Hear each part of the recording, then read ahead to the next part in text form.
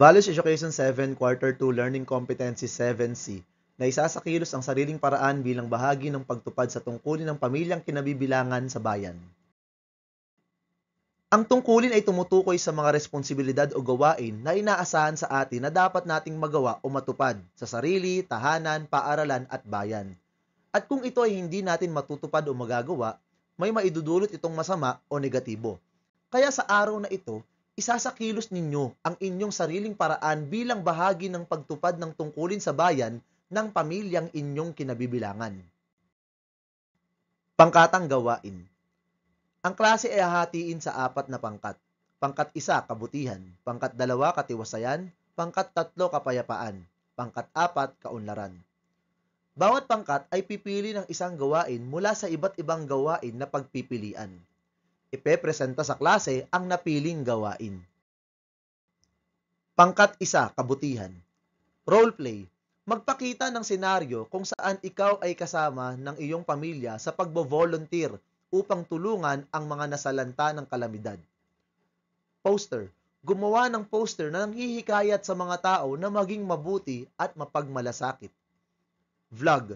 Gumawa ng isang short video tungkol sa mga simpleng kilos ng kabutihan na maaaring gawin ng isang mag-aaral sa tahanan o paaralan. Pangkat 2, katiwasayan. Roleplay. Magpakita ng isang pamilyang nagtuturo sa mga kasapi nito ng mga bagay na dapat gawin sa panahon ng kalamidad tulad ng sunog o lindol. Poster. Gumawa ng isang poster tungkol sa pananagutan ng pamilya sa kapaligiran tulad ng pagsisegregate ng basura at pagre-recycle. Vlog.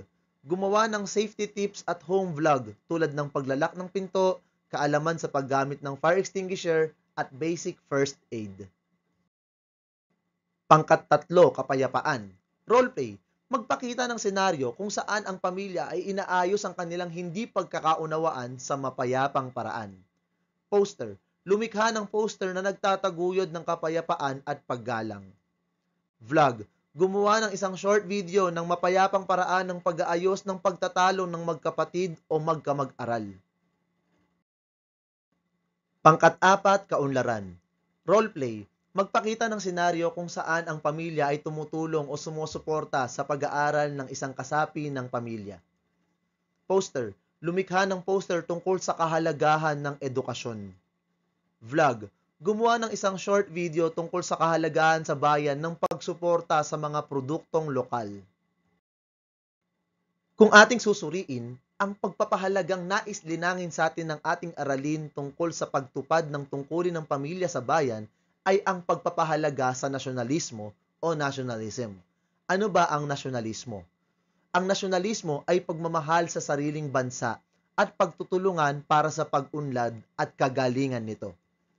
Kasama rito ang paggalang at pagmamalaki sa ating pambansang pagkakakilanlan, kultura at mga pagpapahalaga, gayon din ang pagsuporta sa kapakanan ng kapwa Pilipino. Bakit mahalaga ang nasyonalismo? Ang nasyonalismo ay nagpapasigla sa ating malasakit sa kapwa. Sa bawat kabutihan o malasakit na ipinapakita natin tulad ng pagtulong sa mga nangangailangan o paglilinis sa komunidad, pinapakita natin ang ating pagmamahal sa bayan. Ang mga ganitong simpleng kilos ay nagpapakita ng ating pagsuporta sa ikabubuti ng lahat. Ang pagiging makabayan ay nangangahulugan ng paggalang sa batas at pagsunod sa mga patakarang nagbibigay ng katiwasayan sa komunidad.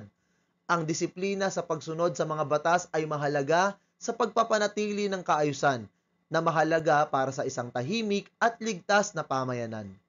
Sa pamamagitan ng nasyonalismo, natututo tayong magsama-sama para sa kapayapaan at pagkakaisa.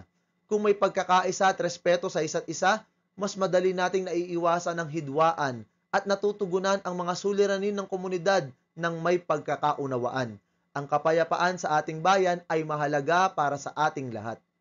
At ang pagmamahal sa bayan ay nagbibigay inspirasyon sa atin upang magtrabaho para sa kaunlaran, gaya ng pagpapahalaga sa edukasyon, pagtangkilik sa lokal na produkto, at pagsuporta sa mga programa para sa ekonomiya. Kapag nagkakaroon tayo ng kamalayang makabayan, mas madali tayong nakagagawa ng mga hakbang tungo sa mas maunlad na hinaharap. At dyan po nagtatapos ang ating aralin sa araw na ito. Nawa po ay may natutuwang kayo. Salamat po sa panonood at pakikinig. Paalam!